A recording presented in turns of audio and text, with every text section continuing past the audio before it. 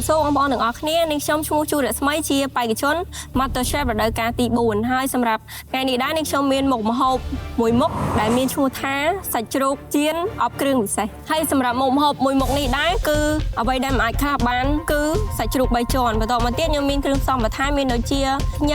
สักตั้มปองม้วนภาษาบ่มป้องให้เมียนจมวยนึงจีได้ยืงตกดำใบเพื่อการดิโก้รัวการเกร็บสาบอย่างกัมพูชีหนึ่งนมเนี่ยแต่การไปพบข้างกร้อยในรั้วเชียดกรุ๊ปដំណាក់ការនឹងគ្រប់សំត្រូវបានគ្រប់គ្រងយ៉ាងល្អិតល្អន់ពីអ្នកជំនាញ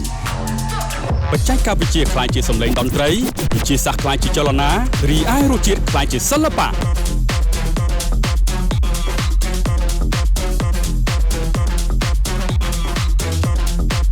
ពួកយើងបានពង្រីកខ្លួនខ្លាយជារោងចក្រលំដាប់ពិភពលោកសម្រាប់លោកអ្នកតអញ្ចឹងឥឡូវបន្ទាប់ពីខ្ញុំបានធ្វើការសម្អាតសាច់ជ្រូករួចរាល់ហើយខ្ញុំនឹងធ្វើការយកសាច់ជ្រូក3ជាន់នេះមកអបជាមួយនឹងស្រាបៀកម្ពុជាសម្រាប់ស្រាបៀកម្ពុជានេះដែរខ្ញុំធ្វើការប្រើប្រាស់ចំនួន1កំប៉ុងដើម្បីយើងផ្អាប់ទុក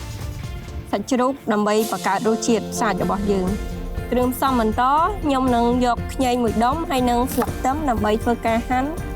សម្រាប់បរិមាណដែលសមជាមួយនឹងសាច់ដែលខ្ញុំប្រើនោះគឺចំនួន1ដុំគឺខ្ញុំយកមើមណាដែលរាងចាស់គឺវាឈ្ងុយកាត់ខ្ញីជាដុំដើម្បីងាយស្រួលនៅក្នុងការយកទៅប្រឡាក់ជាមួយនឹងសាច់របស់យើងឲ្យវាកាន់តែមានក្លិនឈ្ងុយសម្រាប់ខ្ញីនេះដែរខ្ញុំធ្វើការហាន់ជាសរសៃតូចទៅមកទៀតខ្ញុំកាត់ខ្ទឹមជាកង់ដូចគ្នាដែរដើម្បីទុកប្រឡាក់ជាមួយនឹងសាច់ជ្រូក3ជាន់របស់យើងសម្រាប់ខ្ទឹមនេះដែរគឺខ្ញុំយកទាំងគល់ហើយនិងស្លឹករបស់វាធ្វើការកក់ដំគល់វាបែបនេះដើម្បីឲ្យវា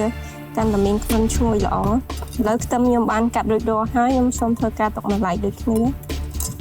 តោះអញ្ចឹងសាច់ជ្រូក3ជាន់ខ្ញុំបានស្រង់ចេញពីស្រាបៀរកម្ពុជាដែលយើងបានធ្វើការផ្អាប់វាទុកហើយអញ្ចឹងឥឡូវខ្ញុំមកធ្វើការលាយគ្រឿងផ្សំទាំងអស់គ្នាសម្រាប់គ្រឿងផ្សំគឺខ្ញុំប្រើជាមួយនឹងប្រេងខ្យល់ដាក់វា1ស្លាបព្រាបាយម្សៅស៊ុបខ្ញុំដាក់1ស្លាបព្រាដែរគឺយើងមិនយករសជាតិបែបដិតទេគឺយើងយករសជាតិបែបស្រាលល្មមហើយខ្ញុំដាក់ជាមួយនឹងខ្ញីដែលខ្ញុំបានកាត់វាជាចំណិតជាមួយនឹងគល់ខ្ទឹមហើយនឹងទឹកខ្ទឹមហើយខ្ញុំនឹងបន្ថែមជាមួយនឹងម្សៅម្ទេសដើម្បីបន្ថែមពណ៌របស់ម្ហូបរបស់យើងខ្ញុំនឹងធ្វើការបន្ថែមជាមួយនឹងអូលីអុយដើម្បីប្រឡាក់ជាមួយសាច់របស់យើងគឺឲ្យសាច់របស់យើងកាន់តែទន់ល្អគឺប្រើប្រាស់ចំនួន2ស្លាបព្រាកាហ្វេបន្ទាប់ពីលាយគ្រឿងផ្សំបានរួចរាល់អស់ហើយខ្ញុំនឹងធ្វើការប្រឡាក់វាដើម្បីឲ្យវាចូលជាតិនៅក្នុងសាច់របស់យើងសម្រាប់មុខម្ហូបមួយមុខនេះដែរគឺបងប្អូនទាំងអស់គ្នាដែលនៅតាមផ្ទះងាយស្រួលនៅក្នុងការធ្វើព្រោះជាក់ស្ដែងដូចជាសាច់3ជាន់យើងអាចរកតាមផ្សារគឺមាននៅជិតផ្ទះរបស់បងប្អូនទាំងអស់គ្នាសាច់របស់យើងគឺបានចូលជាតិគ្នាបានល្អហើយខ្ញុំនឹងធ្វើការផ្អាប់វាទុក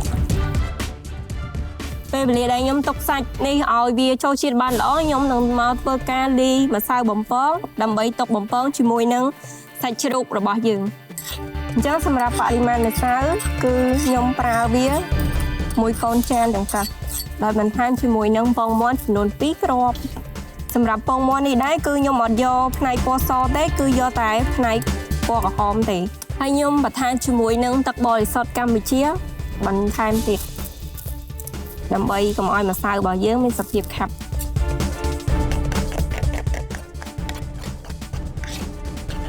ស្លឹកខ្ទឹមហើយនឹងមើមខ្ញីដែលខ្ញុំបានដាក់គឺខ្ញុំយកតែរសជាតិទេដោយសារតាយើងប្រើប្រាស់ទៅពេលដែលយើងបំពងវាអាចនឹងខ្លោចហើយខ្ញុំនឹងធ្វើការច្របល់វាចូលគ្នាសម្រាប់បងប្អូនអាចរៀនតាមមុខម្ហូបដែលខ្ញុំចែករំលែកជូននេះបានគឺវាមានភាពងាយស្រួលហើយនឹងមានរសជាតិឈ្ងុយឆ្ងាញ់តោះអញ្ចឹងសាច់ជ្រូកដែលខ្ញុំបានលាយជាមួយម្សៅនេះគឺខ្ញុំសូមធ្វើការទុកវាមួយឡែកតែរបស់យើងបានក្តៅហើយយើងធ្វើការចាក់ប្រេងចូលតោះអញ្ចឹងឥឡូវខ្លាញ់របស់យើងគឺបានពុះហើយយើងនឹងធ្វើការដាក់សាច់ជ្រូក3ជាន់បំពង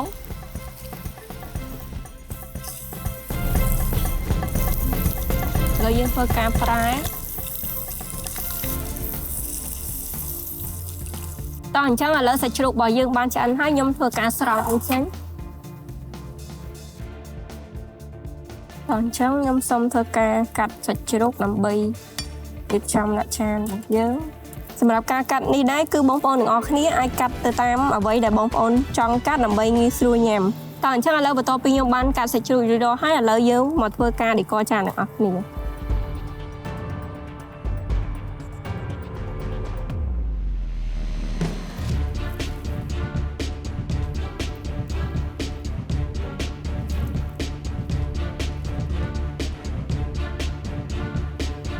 តោះអញ្ចឹងឥឡូវមកម្ហូបសាច់ជ្រូកបំពងរបស់យើងគឺបានរួចរាល់ហើយទាំងការចម្អិននិងការដេកអញ្ចឹងបងប្អូនទាំងអស់គ្នាអាចរៀនធ្វើតាមនៅផ្ទះបាន